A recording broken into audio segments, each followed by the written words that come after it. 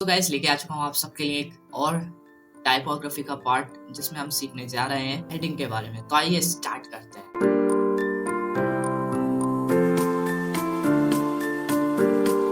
First of all guys, heading पर क्या discuss करना है यार, हेडिंग क्या है टाइपोग्राफी के अंदर।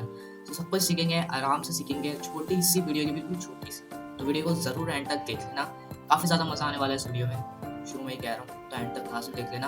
बाकी कुछ चीजें मैंने यहाँ पर क्रिएट करी, आपको दिखाऊंगा सारी चीजें और बताऊंगा टाइपोग्राफी के अंदर हेडिंग का क्या मतलब है और क्या होती है हेडिंग।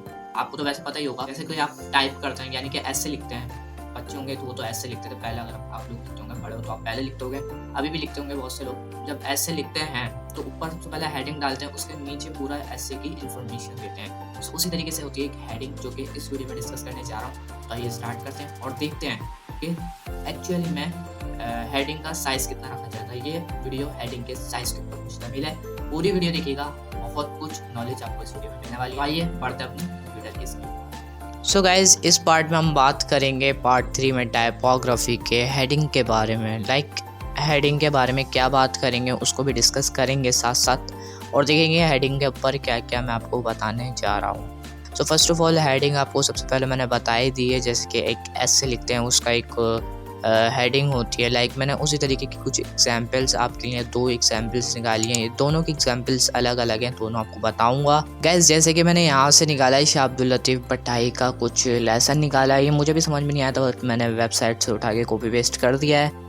तो बहुत से लोग होते हैं जो यहाँ से हैंडल से इसको बड़ा कर पाते हैं, बट देखें कोई मसला नहीं, हो जाएगा, अमेजिंग होगा।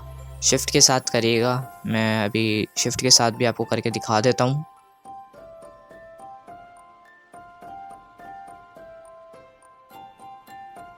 सो जैसे कि मैंने ये शिफ्ट के साथ इसको बड़ा करा तो ये बड़ा हो चुका है, कोई मसला नहीं है, बहुत सही है, ठीक है। बट अगर मैं आपको कहूँ कि आप इसको थोड़ा सा नाप तोल के चलेंगे तो आपका करेक्टर जो है वो ज़्यादा बेटर हो सकता है। मिसाल के तौर पे मेरा जो पैराग्राफ है, जैसे कि ये पैराग्राफ आपने भी लिखा होगा, अगर बनाना होगा तो आपने भी ये लिखा होगा। तो मैंने इसको सिलेक्ट करा, मुझे सबसे पहले देखना पड़ेगा कि इसका मैंने साइज़ क्या रखा। तो यहाँ से आप करेक्टर पैनल के अंदर चले जाए, यहाँ पर आपको साइज़ बता दिया जाएगा। यहाँ पर क्या साइज़ दिया हुआ है, 60। अब यहाँ 60 का डबल क्या होता है, 120। तो 120 आप इसकी हेडिंग का साइज़ कर लें।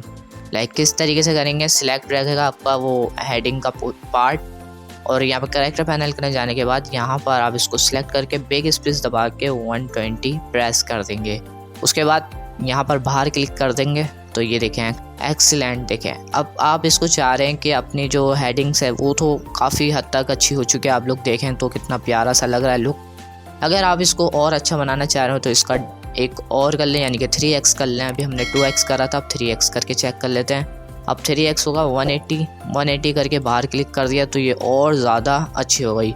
अगर आपके पास छोटी हेडिंग है तो आप छोटी हेडिंग के लिए भी यही बात इस्तेमाल करो मेरे भाई, ठीक है। जैसे कि मेरे इस वाले करेक्टर की क्या वो साइज़ है वो देख लेते हैं, यहाँ पर 16, इसी की भी वही है। बट बताने का मकसद ये है कि बस आप लोग जब भी अपने हेडिंग को अच्छा बनाओ तो वो आप इस तरीके से बनाओ। अब मिसाल के तौर पे मैं इसको बड़ा करके आपको दिखा देता हूँ। 60 का अबव यानी कि 2x कितना होगा आपको पता है, 120 करके इसको चेक कर लेते हैं। 120 इसको करके चेक कर लेते हैं। 120 मैंने यहाँ पर लिखा, यहाँ पे बाहर मैंने क्लिक करा तो ये देखें सी थोड़ा सा अच्छा हुआ। बट अगर आप इसको 180 पे ले जाते हैं तो कैसा लगता है वो भी चेक कर लें। 180 पे मैं लेके गया तो ये और ज़्यादा अच्छा हो गया। अब उससे भी आप ज़्यादा इसको आगे ले जा सकते हैं, लेकिन नाप तोल के, ठीक है। अब 180 का क्या होगा, 240 होगा आई थिंक, और हाँ 240 होगा। बाहर क्लिक करा, ये और अच्छा हो गया। सो कहने का मतलब बस इतना है कि जब भी आप अपने टाइप किए हुए टेक्स्ट को अच्छा, और हेडिंग अगर उसके अंदर है और बनाना चाह रहे हो अच्छे तरीके से, ठीक है, प्रेजेंटेशन उसकी अच्छी करना चाह रहे हो, तो आप इस तरह से इस्तेमाल करो अपने टेक्स्ट के अंदर, अपनी चीज़ों के अंदर, अपने टेक्स्ट के अंदर इस तरह से नाप तोल के चलो, ताकि एक एक चीज़ अच्छी लगे और उसके अंदर ज़्यादा परफेक्टली दिखना शुरू हो।